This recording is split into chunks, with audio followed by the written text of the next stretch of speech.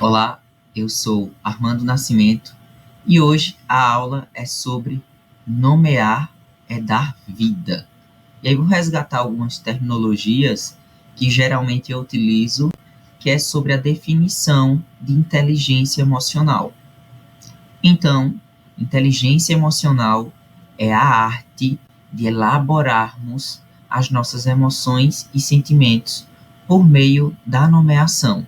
Ou seja, quando conseguimos nomear corretamente emoções ou sentimentos que está passando dentro da nossa mente, pelo nosso corpo, nós conseguimos lidar com maior facilidade sobre esses infortúnios que é a própria vida, principalmente a psíquica.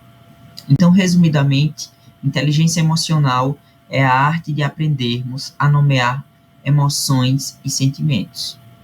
Com isso, vamos averiguando que quanto mais nós nos nomeamos nossas emoções, maior completude sobre ela nós temos. Isso é muito saudável, principalmente para a nossa psique, no caso, a nossa mente.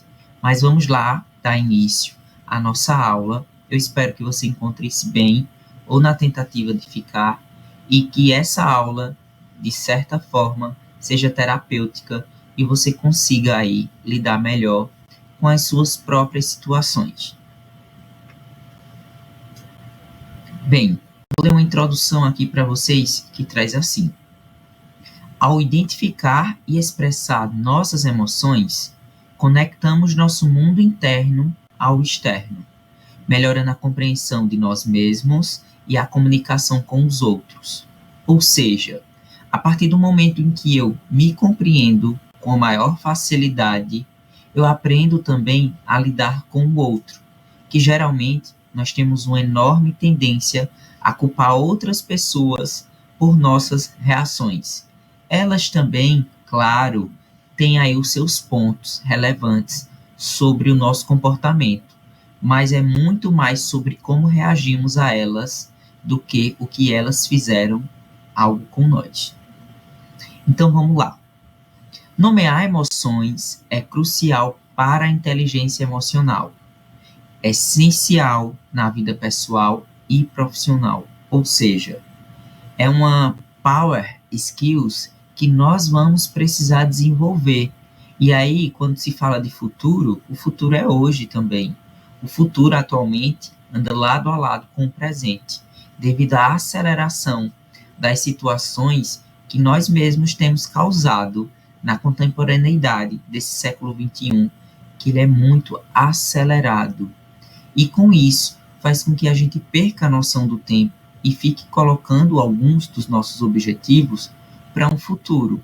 Só que é um futuro no mundo que nós existimos, que é um futuro que estamos pisando nele também hoje, devido à grande gama de informações que nós temos devido à revolução industrial aí, que significa revolução 4.0, que ela tem IoT, que significa internet das coisas, é algo que conecta todos os aparelhos em uma situação só e dá muita margem aí a tanta tecnologia que nós produzimos. Dentro dessa revolução 4.0, dentro de uma gama tecnológica, nós também temos o blockchain. O blockchain é como se fossem dados que eles não conseguem ser alterados, principalmente por conta da sua tecnologia, que faz essas aplicações não serem salvas em um único dispositivo, mas em vários. Dentro dessas também nós temos a inteligência artificial, que é uma das mais utilizadas nesse momento e que vai saboreando aí e trazendo as coisas muito prontas para as pessoas que não estão prontas para tanta facilidade. Então nós vamos identificando esses fatores da indústria 4.0 e nós também temos a Big Data, ou seja, a Big Data ela é uma tecnologia da revolução 4.0 que traz uma grande gama, ela consegue fazer a filtragem de informações e de dados para que nós tenhamos uma melhor tomada de decisão, ou seja, para que a IA ela forneça uma decisão ou decisões mais exatas diante de algo que nós viemos aí repercutindo. Além disso, nós vamos perceber que reconhecer e validar sentimentos favorece o nosso autoconhecimento e a empatia, promovendo relações harmoniosas e bem-estar. E quem não quer ter bem-estar no seu dia a dia? E aí, geralmente, nós vamos buscando dentro desse enredo tecnológico na verdade, ele vai trazendo muitos desafios para a gente e a gente não consegue lidar com tudo isso. Então, toda vez que nós temos uma dificuldade, hoje nós recorremos às plataformas digitais para que elas tragam esses resultados para a gente. E aí nós vamos perdendo um marco legal aí, que é o nosso senso criativo, de criar possibilidades. A IA, ela é um recurso, mas ela não pode ser um recurso para todas as situações, principalmente sobre as nossas vidas e principalmente a vida mental nossa, a psíquica, que requer muita elaboração. Então, o intuito da aula de hoje é para que você aprenda que quanto mais você nomeia suas emoções e seus sentimentos, maior facilidade você tem para o futuro e principalmente para viver o presente de forma mais calma e harmoniosa. Espero que você esteja me compreendendo, tá? Nessa barrinha aqui no Canva, você pode também colocar a legenda para você ver com mais calma, se você não estiver compreendendo um pouco a minha fala. E, lógico, você pode utilizar o chat para entrar em contato e mandar mensagens se você tiver alguma dificuldade para compreender alguma terminologia. Afinal de contas, estamos aqui para aprender juntos. Vamos dar continuidade. Nesse sentido, vamos percebendo que as emoções são expressões que conectam as nossas interações fisiológicas aos nossos afetos. Ou seja, quando sentimos uma reação fisiológica condizente de uma emoção, automaticamente nós lembramos de um afeto ou de uma memória que pode estar ali guardada, pode estar ali no nosso córtex pré-frontal, que vem com uma idealização de eu não gostaria de estar pensando nisso, que nós vamos chamar de pensamentos intrusivos. Além disso, formando uma ponte entre o corpo e a mente. Elas desempenham um papel crucial em nosso bem-estar psicológico e social, influenciando nossas decisões diárias e a forma como nos relacionamos com os outros. Vamos utilizando muito o termo nesses sentidos de empatia, e aí polarizou-se que empatia é se colocar no lugar do outro, mas nós não temos essa condição, porque a partir do momento que eu me coloco no lugar do outro, ainda assim são sobre as minhas emoções e os meus sentimentos. É sobre o meu histórico de vida. Nós precisamos apenas compreender o outro. Então, a partir de agora, se você puder anotar, anote um significado aí mais coerente sobre o termo empatia. Pegou o papel, caneta? Vamos lá. Empatia é a habilidade de nos conectarmos com os outros, compreendendo suas sensações, mas sem usurpar seus sentimentos. Ou seja, é apenas uma conexão, e nós precisamos separar as emoções das outras pessoas das nossas próprias emoções, senão isso nos adoece. Existem pessoas que têm um excesso de empatia, e o excesso de empatia ele vai fazer com que você abdique da sua própria história, renuncie os seus afetos, e vai fazer você dizer mais sim para os outros e não para si mesmo. E isso aí não é algo saudável, porque empatia é um laço também que nos conecta com outras pessoas, mas que eu ajudo o outro e eu fico bem com isso. Voltando aqui para o texto, nós vamos compreender assim. Entender e gerenciar nossas emoções é essencial para a construção de relacionamentos saudáveis e para o nosso desenvolvimento pessoal. Ao explorar e refletir sobre nossas respostas emocionais, podemos alcançar uma maior autoconsciência, tá? E promover um equilíbrio emocional que nos permite enfrentar os desafios da vida com resiliência e empatia. E aí aqui nós temos um dos primeiros pilares da inteligência emocional, que é a autoconsciência, ou seja, eu estar consciente dos meus princípios, das minhas ideias, né? A autoconsciência, ela faz a gente elaborar o que nós sentimos. Ou seja, eu consigo nomear, eu consigo compreender. Então, é no sentido assim, um exemplo. Você consegue explicar por que você está alegre. E alegria, no caso, é um estado fisiológico, é uma emoção ali. E você também compreender o porquê em alguns momentos você pode estar triste, né? E aí também é uma reação fisiológica. E aí nós precisamos compreender e trazer isso mais para a autoconsciência, que é para a gente ir para o segundo pilar da inteligência emocional, que é a autogestão. Eu aprender agora a gerir essas emoções. Lembrando que não existem emoções boas ou ruins. O que existe são emoções positivas e negativas. E aí o grau de atenção também que nós damos a essas emoções.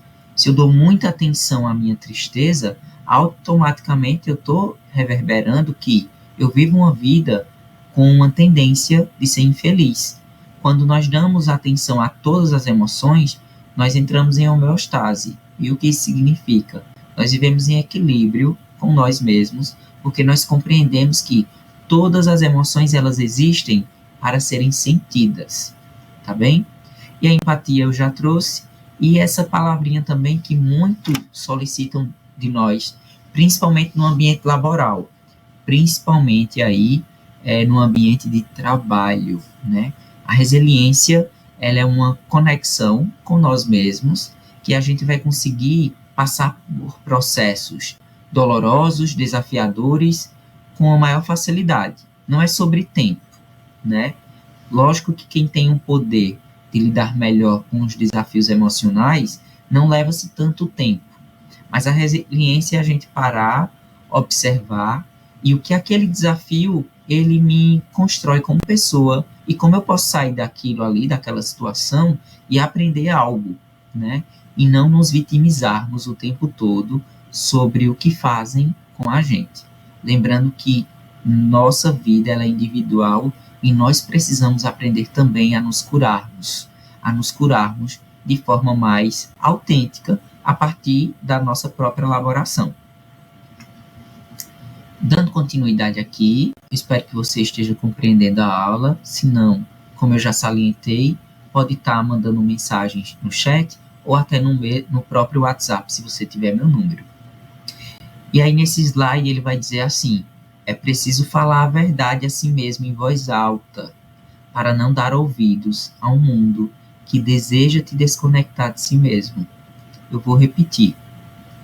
É preciso falar a verdade a si mesmo em voz alta, para não dar ouvidos a um mundo que deseja te desconectar de si mesmo. Ou seja, nós temos muitas distrações, porque nós fugimos de algo que está preso a gente.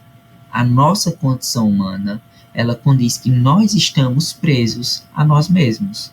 Fugir disso, como diz uma música de Renato Russo, né? Só que em outro contexto, mentir para si mesmo é sempre a pior mentira. E aí nós não conseguimos fugir disso. E é bom a gente se apropriar das nossas fragilidades para que a gente compreenda que nós não vamos dar conta de tudo. E esse não é o intuito da vida. O intuito da vida é nos desafiarmos e aprendermos a lidar com quem realmente somos e quem o mundo nos nutriu. Porque nós somos componentes do meio. Tudo que nós somos não é porque nós nos erguemos sozinhos, é porque o mundo nos construiu assim.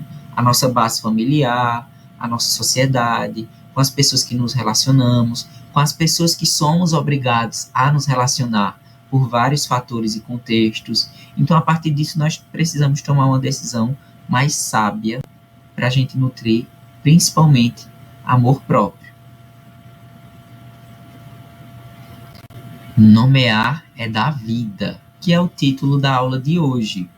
É tornar o indecifrável velado, seja para amadurecer uma emoção ou para reivindicar o direito de senti-la. Ou seja, veja como essas três linhas, elas são fortes, né? Nomear é da vida, é tornar o indecifrável velado. Ou seja, nomear é a gente conseguir colocar aquilo que em algum momento nós saboreamos e pensamos em algum momento que nós não íamos superar, mas por ter passado aquele desafio, nos tornamos mais fortes e nós compreendemos que somos capazes de trazer algo que antes era indecifrável, mas agora eu consigo revelar sobre isso.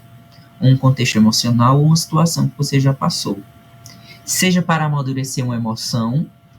O que é amadurecer uma emoção?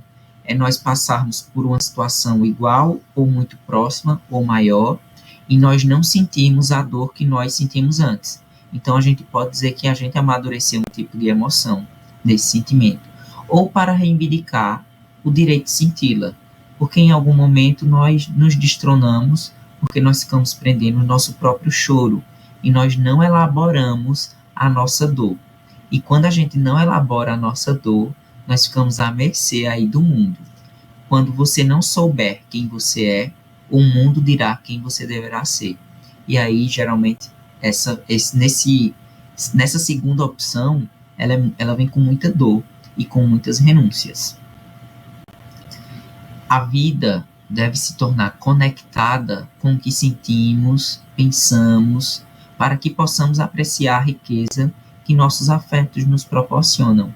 Ou seja, a vida e as emoções, elas precisam ser sentidas, assim como um coração ele deseja pulsar e os pulmões desejam respirar. As nossas emoções elas só querem ser sentidas, apreciadas, sejam as positivas ou as negativas. Porque se você está sentindo uma emoção negativa, é porque ela está ali e ela está pedindo apoio, acolhimento. E como é que a gente consegue apoiar e acolher uma dor emocional? Observando ela, conversando com ela, mas não nutrindo o pensamento negativo. Porque aí dessa forma, o nosso corpo é meio que eu não colocasse aquela emoção para sair, eu estou sentindo e eu deixo ela solta no meu corpo. E quando ela quiser ser sentida, ela vai fazer a gente que sente de joguete. E aí é a hora de aprendermos a nomear o que sentimos. Então vamos lá.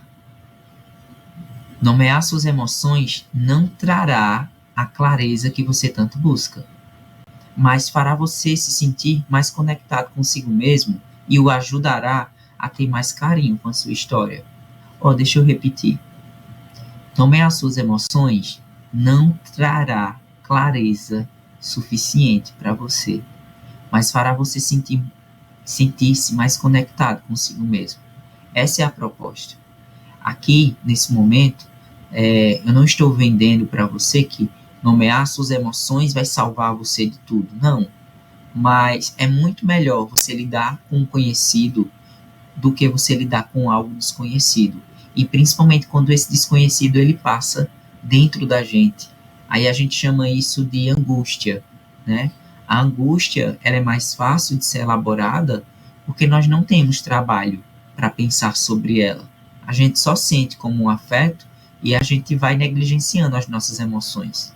Eu costumo dizer que nós somos analfabetos emocionais, ou seja, nós negligenciamos muito algumas emoções pelo simples fato de nós colocarmos ela de castigo ou dizer assim, não, eu não quero sentir você. Você não merece ser sentida. Eu não vou dar ouvidos a você. E isso é deixar uma emoção órfã. E nada que é órfão, que é deixado, é legal, porque aí foi abandonado. E aí, de certa forma, o nosso corpo vai cobrar, e vai cobrar com juros. O mais importante em nomear as próprias emoções é construir um caminho para que elas possam se libertar, pois, ao contrário, ficarão vagando pelo seu corpo e mente, e isso causará conflitos que o afetarão por longos períodos em sua vida. Tá vendo, gente, como é importante nós aprendermos a nos conectarmos com nós mesmos? Nomear as emoções é a gente construir um caminho para que essas emoções elas possam também se libertar e para que elas compreendam assim, caramba, eu posso ser sentida sem ferir. Nós podemos sentir tristeza sem nos autoferir, sem nos colocarmos tão para baixo. E isso é um dos pilares muito importantes da inteligência emocional, Eu elaborar a minha dor a partir do que eu sinto, a partir do que eu remeto, e isso não me colocar como vítima da circunstância, mas eu compreender que para passar pelo processo da vida, existem alegrias e existem também tristezas. Diante disso, nós frequentemente nos sentimos relutantes em compartilhar nossas emoções por medo do que os outros possam pensar. A maioria de nós vem construída com uma base que é muito solicitada para que nós engolamos o choro. E quando a gente engole o choro, a gente não consegue reverberar isso, ou seja, no futuro, quanto mais você adultecer, isso não volta, não tem volta, né? Nós ficamos com um bloqueio emocional tão grande que o choro, ele é travado, ou você vai ter muita vergonha e vai chorar quando você estiver sozinho, por exemplo. No entanto, a realidade é que muitos de nós têm dificuldade em compreender o que realmente sentimos e nos atormentamos com a crença de que outra pessoa possa perceber isso. Nós ficamos atormentados se alguém perceber que nós não estamos bem emocionalmente, porque parece que as pessoas perguntam, mas não estão dispostas a escutar. Elas só querem saber sobre o seu estado emocional, mas não para dar apoio, mas para saber. E aí a gente vai se destronando também sobre isso. E aí isso aí é crucial nós aprendermos que ouvir é algo biológico, ou seja, ouvir nós fazemos o tempo todo, e escutar é nós darmos atenção ao outro e compreender pelo menos o que o outro está tentando nos passar. Será que você está me escutando ou me ouvindo nesse momento? É crucial para você esse momento, porque esse conhecimento que eu estou tentando passar para você agora, ele já foi estudado, já é colocado em prática por mim. Então a gente precisa aprender a lidar com essas emoções que tanto está com a gente o tempo inteiro. E para fecharmos a aula, eu trago assim: a verdade é que a maturidade emocional, ela te deixa antissocial, porque a seletividade se torna algo natural. O mais interessante é que ela também faz você não aceitar nada que tire a sua paz. Então, quanto mais você evolui emocionalmente, mais também a sua régua, os seus parâmetros, eles crescem. Lembra que no início da aula eu trouxe assim, que quanto mais você se conhece, maior você aumenta a sua conexão com as outras pessoas também. Isso aí, e a forma como você vai lidar com elas. Então você vai percebendo alguns ambientes que já não merecem mais o seu espaço, e nós vamos vivendo aí nessa peculiaridade que é a própria vida. Então eu espero que vocês tenham compreendido a aula de hoje. Até uma próxima oportunidade.